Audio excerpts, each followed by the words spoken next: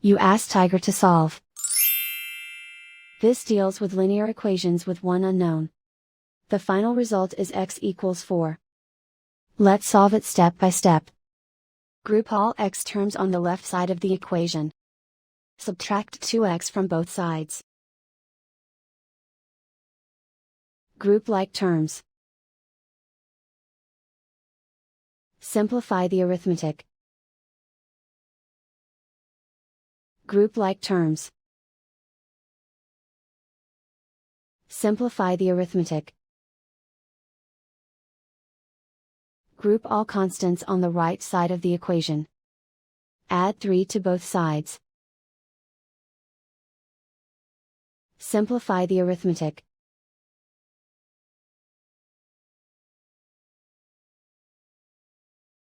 Isolate the x. Divide both sides by 4. Simplify the fraction.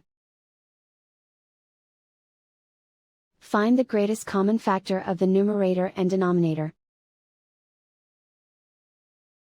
Factor out and cancel the greatest common factor.